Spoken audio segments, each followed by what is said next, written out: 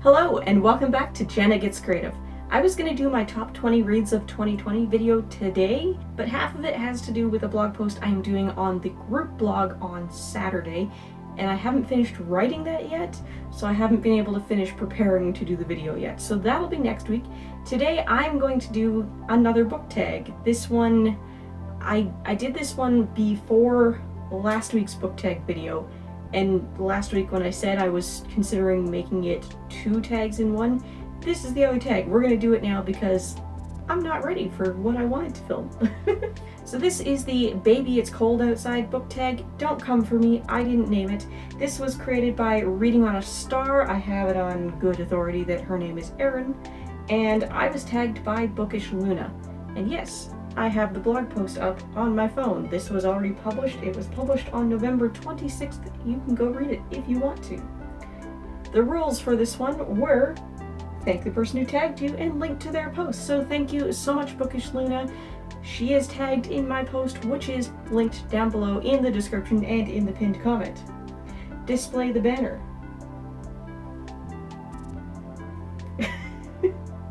Link to the original creator, Erin at Reading on a Star, also linked in the blog post version of this tag down below. Answer the questions. We're about to do that.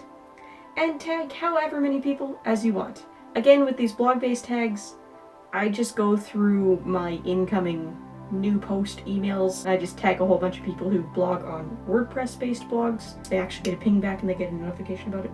I'm rambling. So again, go to the post, link down below. Number 1, Snow Day. What's your comfort book? The Night Circus by Erin Morgenstern. I own 3 copies of this. I have this copy. I have a smaller trade paperback version. Not here, it's in storage with my mother, I believe, in BC, and I have an ebook. The ebook, admittedly, has gotten more reads than this. I don't know if I've ever actually read this physical copy or not. The spine is in remarkably good shape considering it's a paperback. This is my single most favorite standalone book ever written. Well, it is fantasy, but it gets classified as literary fiction. It's much more pedestrian. You don't really have to be into the fantasy genre to enjoy this. I would classify it as magical realism. It's also a historical fiction. So we have 2 magicians. They are actual magicians, they have actual magic, and they're stage magicians. They like to perform, but they want bigger things, they want more grandeur, and every decade or so they have been hosting this competition where they each pick an apprentice, train up that apprentice, bind their apprentice to a challenge, and when both apprentices are ready, they send them off into this big competition. The catch is that the apprentices don't know who the other apprentice is, so they don't know they've met their competition when they meet them. They don't know exactly how the game is supposed to go, and they're never told that the game doesn't end until one of them is dead. So this is one of those games. We have Marco and Celia. Celia happens to actually be the biological daughter of the magician who is mentoring her. And the venue for their game is Le Cirque de Rêve, the Circus of Dreams, which is why it's called the Night Circus. This is a black and white themed circus that arrives at night, sets up at night, only opens at night, and disappears again at night. It doesn't broadcast where it's going, but people who end up loving the circus and following the circus, they call themselves the rêveurs, the dreamers. They'll telegraph to each other, they'll write into a newsletter that's just for fans of the circus. They'll let each other know where it popped up next. They'll try to predict where it's going to pop up next. And they'll wear a pop of red somewhere in their outfit to identify themselves as the rêveurs. The points of view for this story, we have obviously Celia and Marco, but we also have a couple other characters. In particular, we have a boy who happens upon the circus when it stops in his town, and he wants to run away and be with this circus. The love story that forms between Marco and Celia, because of course a love story forms, it's magical, for lack of a better word. He's running the business of the circus remotely from London, and he is making changes to the circus based on his blueprints of the circus itself. She is the main illusionist performing in the circus, so she's physically there, and she's also making changes to the circus while she's there. And at first it's competition, but then they start making changes to the circus that are call and response love letters to each other. There's heartbreak in it, there's death in it, there's unintended consequences of the magic going on, and the way they end up figuring out how to be together but resolve the game and keep the circus going. Won't spoil how they do it, but it's perfect. It's beautiful. One of these days I'm going to actually take out the audiobook for this one from Libby so I can have that different experience, and when I do that I'm going to actually finally write my 5-star review for the Night Circus.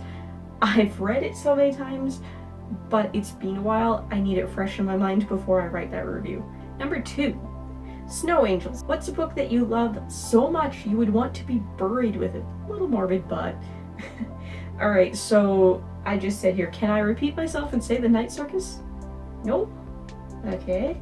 Well, if we can't, then my answer is Defenders of the Dead. This is number 5 in the Jedi Apprentice series.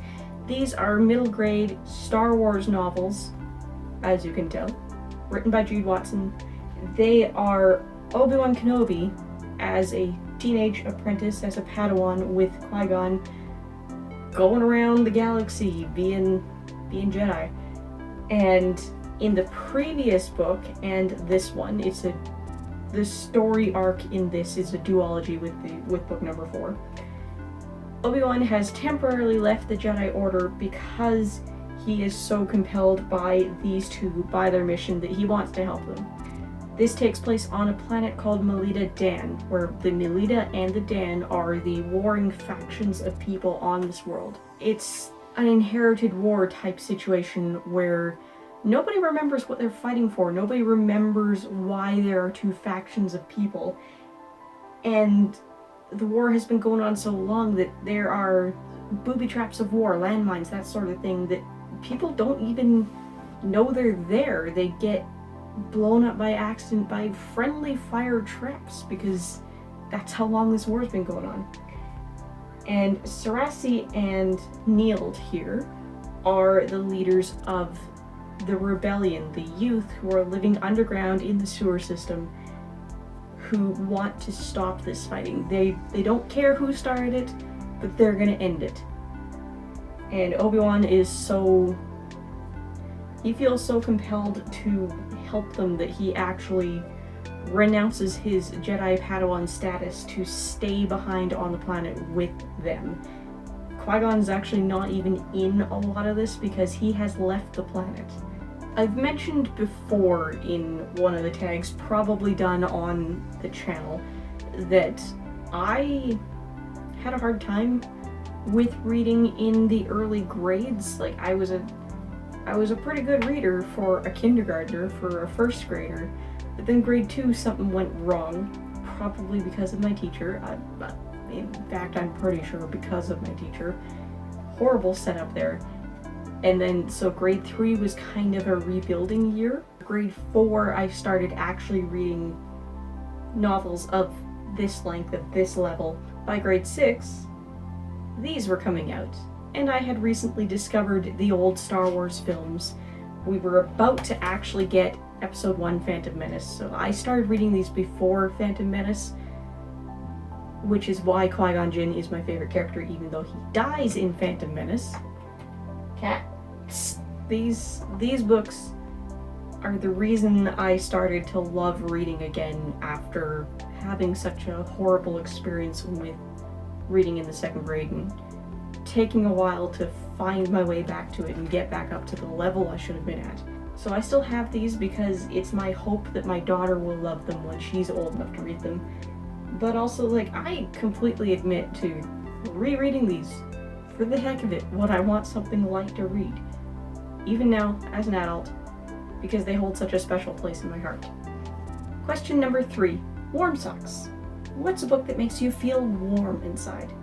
Now in brackets it says the fluffiest, cutest romance you've ever read, ? And I said I'm not a romance reader, so let's go with Number the Stars by Lois Lowry. I had no intention of reading this one when I bought it at a Scholastic book fair. Fun little thing to reminisce about if you were a 90s kid in North America, Scholastic book fairs. I had no intention of reading this, but there was a performance group that came around to the schools ahead of the book fair one year, and they were doing little skits that were teasers for some of the books that were being featured, and The Giver was being featured. Same author, Lois Lowry. And I was so interested in that one, I was determined to get my hands on that book. Well, it came shrink wrap packaged with this one. This was before I had recovered from the grade 2 reading, and I wasn't very confident with a novel this size. So this was actually something Mom read to me at bedtime, probably around grade 3. So this book takes place in Copenhagen, Denmark, during the Nazi occupation of World War II. And our main characters are Anne-Marie Johansen and Ellen Rosen. Ellen Rosen is Anne-Marie's best friend, and she is Jewish. She's been displaced from the rest of her family, and the Johansens are part of a community helping the Jewish people escape out of Denmark, to try and escape the Nazis, basically. They end up taking Ellen in, and for a period of time, until they can get her on a boat with other Jewish people off across the sea, they are pretending that she is their third daughter, because the Johansens have 3 daughters, and their eldest daughter is married off, and happened to have darker hair as a baby in the baby pictures. So when the Nazis come around looking and they're questioning, this child doesn't look like you, are you sure this is your child? They bring out the baby pictures and go, look, darker hair, our baby. And this was my first introduction to historical fiction. It was also special to me because such a large percentage of my family is Norwegian, Danish, basically the same culture, Scandinavian.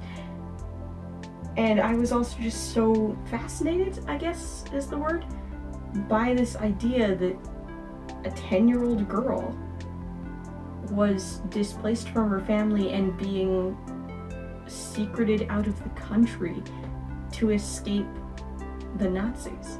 So, like, that sounds horrible, but it's a comfort read because it's so beautifully written, and it sparked a love of the genre of historical fiction. Number 4, Hot Cocoa. What winter-themed novels have you previously read?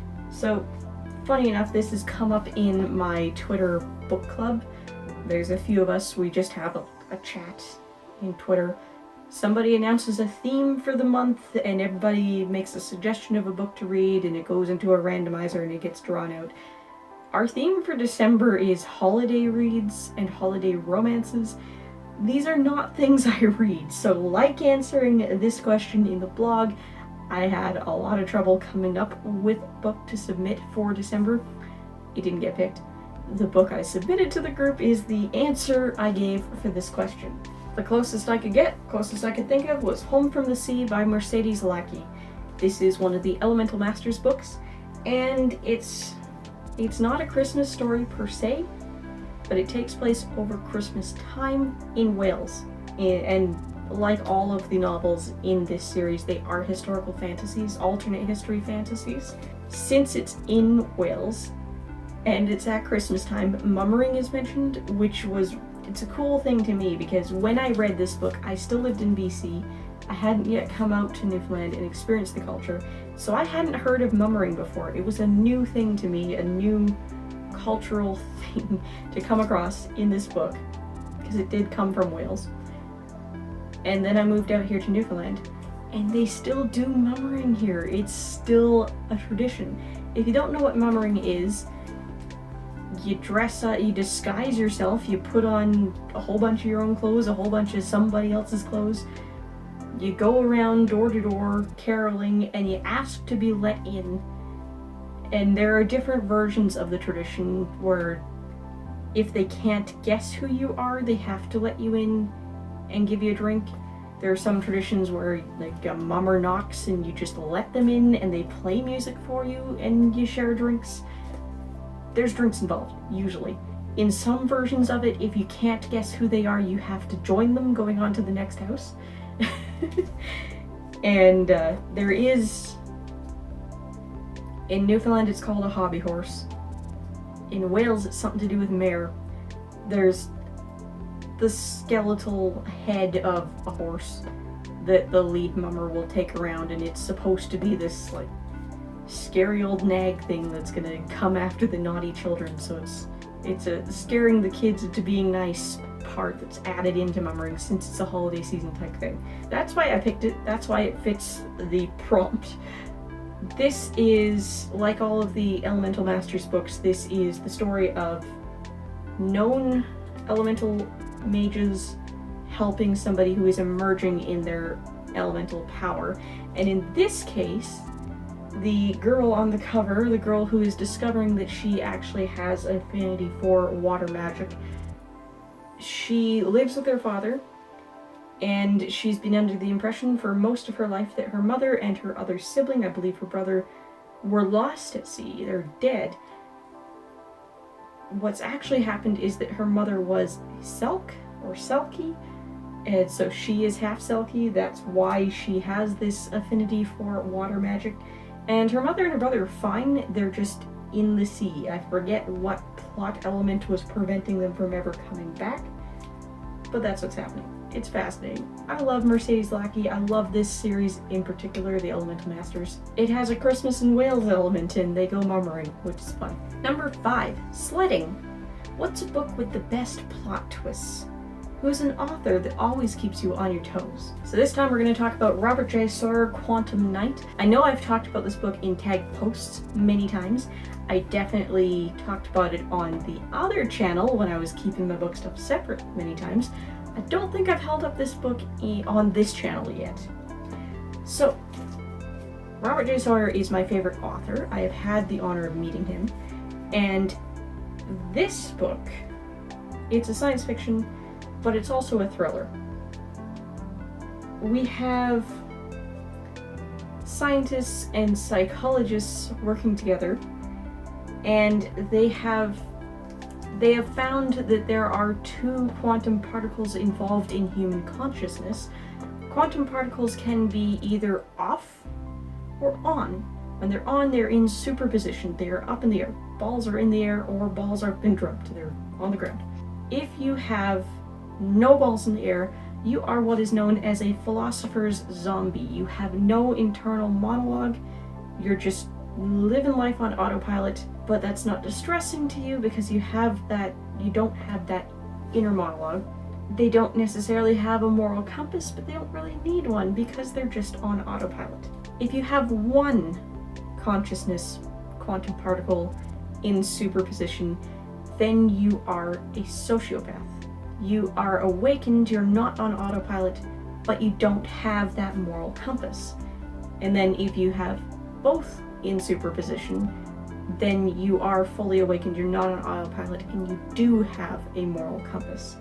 What they've discovered is that the status of these quantum particles can be changed. They can be switched on and off, and they will cycle through continuously. None, 1, 2, none.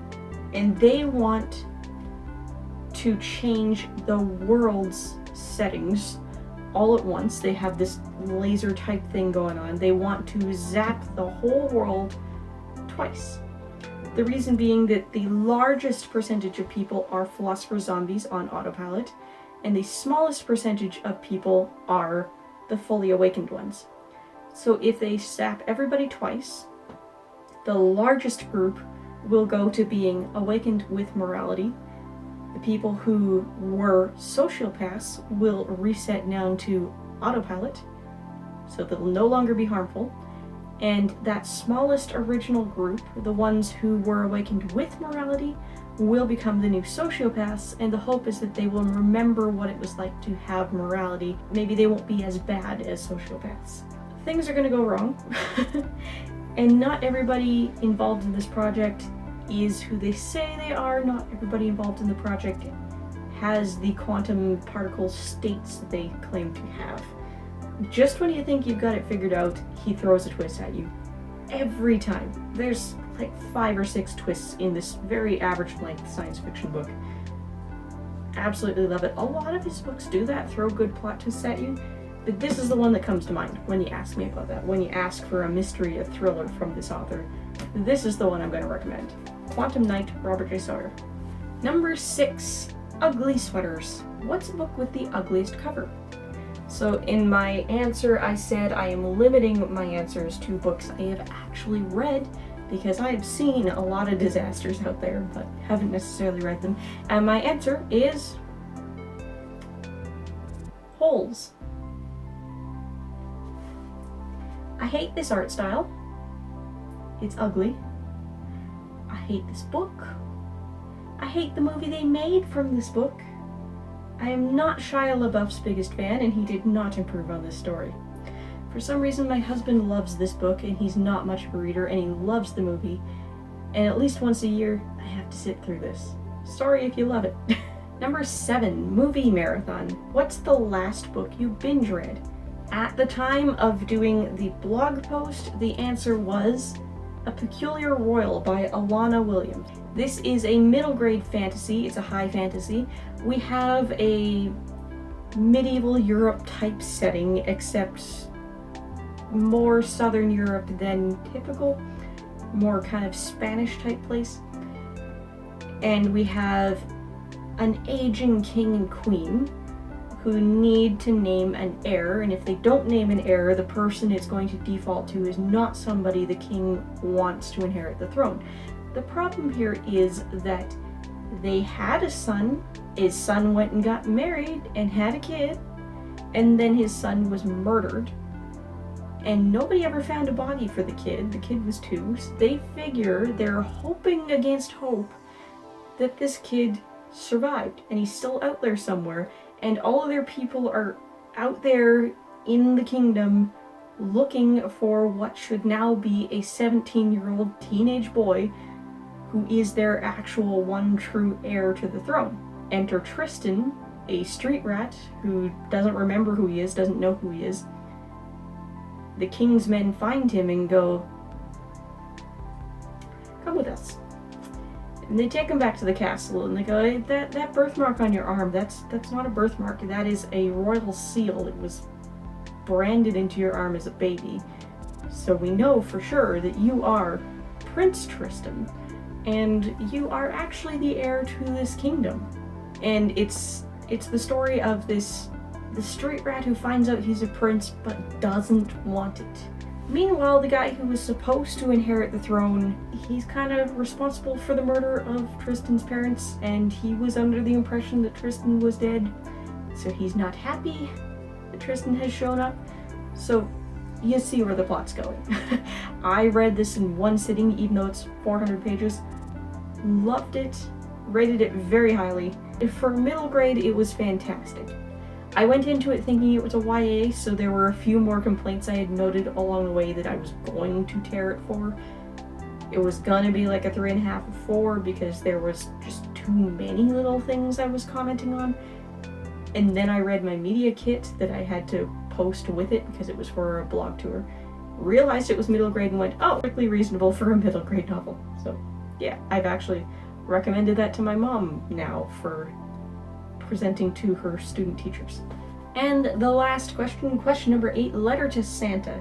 What's a book that's on your wish list this year? Alright, so I'm just going to put the cover up here. This is Blazewrath Games by Amparo Ortiz. I'm sure I'm pronouncing that incorrectly. I'm just gonna read you the blurb off of Goodreads. How to Train Your Dragon meets Quidditch through the ages in this debut fantasy set in an alternate contemporary world in which dragons and their riders compete in an international sports tournament. Lana Torres has always preferred dragons to people. In a few weeks, 16 countries will compete in the Blazewrath World Cup, a tournament where dragons and their riders fight for glory in a dangerous relay. Lana longs to represent her native Puerto Rico in their first ever World Cup appearance, and when Puerto Rico's runner, the only player without a dragon steed, is kicked off the team, she's given the chance. But when she discovers that a former Blazewrath superstar has teamed up with the Sire, a legendary dragon who's cursed into a human form, the safety of the cup is jeopardized. The pair are burning down dragon sanctuaries around the world and refuse to stop unless the cup gets cancelled. All Lana wanted was to represent her country. Now, to do that, she'll have to navigate an international conspiracy that's deadlier than her beloved sport. So yeah, that was on my wish list. I've been trying to reserve it on Libby, but none of the libraries I have cards for have it yet. I'm actually wondering if it's maybe not released in the Canadian market yet. I'm not entirely sure. Requested it on NetGalley a little too late. It just kind of slipped off my requests when that was archived. That was the Baby It's Cold Outside book tag. Again, don't come for me, I didn't name this one. As I mentioned, next week will be my top 20 reads in 2020 video. Half of that has already been made into a post on the blog. It went up yesterday, and half of it will be on the group blog I write for on Saturday. Look for that if you want spoilers on next week's video. If you're looking for more to watch, I've got some suggestions up here on the left side of the screen. Don't forget to like, comment, maybe even subscribe, and if you like living life creatively, whatever that means to you, I'd love to have you along for the ride. Bye guys!